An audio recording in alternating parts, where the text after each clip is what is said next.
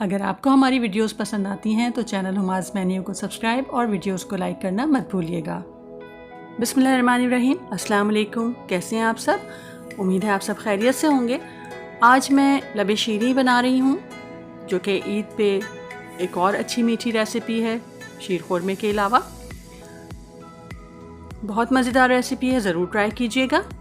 इसको बनाने के लिए मैंने 1.5 लीटर दूध लिया है, जिसमें से मैंने 1 कप दूध जो है वो अलग रख दिया है कस्टर्ड मिक्स करने के लिए, और इसको मैंने गरम करने के लिए रखा है। और ये थोड़ा सा ही गरम होगा तो मैं इसके अंदर ये कलर्ड सवैयाँ डाल दूँगी, जिसके बग़ैर लबे शीरी नामुकम्मल है। इसको मैं जल्द ही डाल दूँगी बॉईल होने से पहले ही, ताकि ये दूध के जैसे जैसे दूध पकता जाएगा तो ये भी पक जाएंगी, वरना बाद में फिर इनको पकने में मज़ीद और देर लगेगी। ये साथ साथ पक जाती हैं जैसे जैसे दूध बॉईल होगा। चमचा आपने मुस्तकिल चलाते रहना है ताकि ये नीचे ना चिपकें और अलग हो जाएं, एक दूसरे से भी ना चिपकें। आहिस्ता आहिस्ता हम चम्मच चलाते जाएंगे। और ये मैंने जो 1 कप दूध अलग किया था उसमें मैंने 3 से 4 टेबल स्पून आप इसके अंदर कस्टर्ड डालेंगे। मैंने 4 टेबल स्पून डाला है। ये मैंने पहले ही घोल के रख लिया है। अब दूध हमारा जो है वो बॉईल हो चुका है।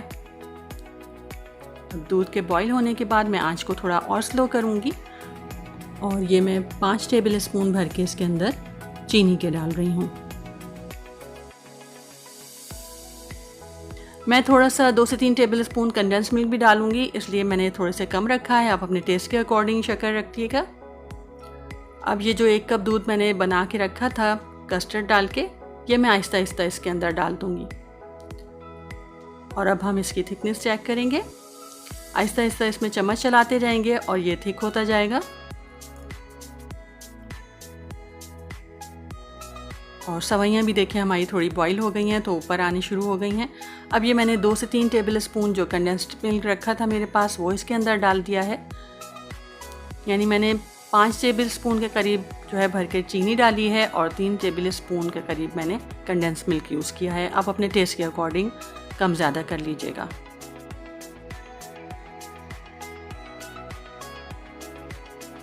अब ये हमारा जो है थिक होना शुरू हो गया है। अब मैंने ये थोड़े से बादाम और अखरोट लिए हैं। बादाम मैंने साबुत डाले हैं और अखरोट को मैंने थोड़े से टुकड़ों में कट कर लिया है।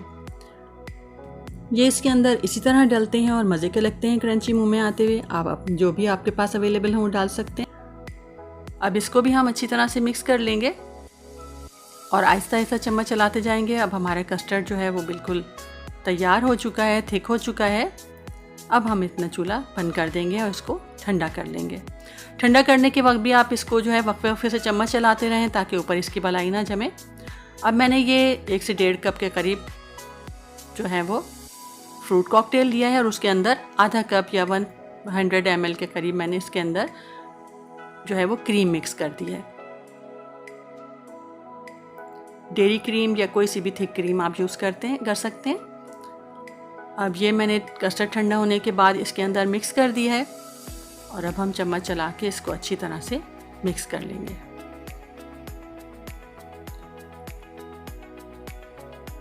और अब हमारा लबे शीरी तैयार है। हम इसे डिश आउट करेंगे।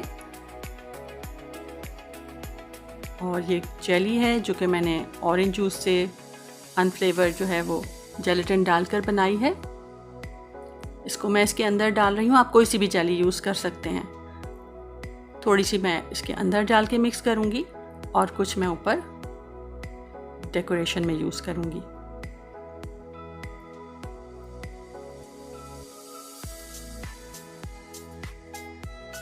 ये हमारी डेकोरेशन भी कंप्लीट हो गई है।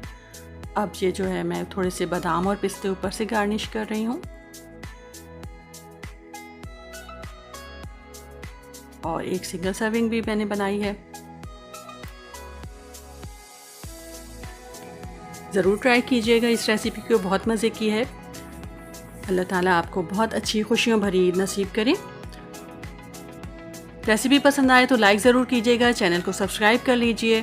फिर मिलेंगे एक और अच्छी सी रेसिपी के साथ। जब तक के लिए इजाज़त दीजिए। अल्लाह हाफिज़।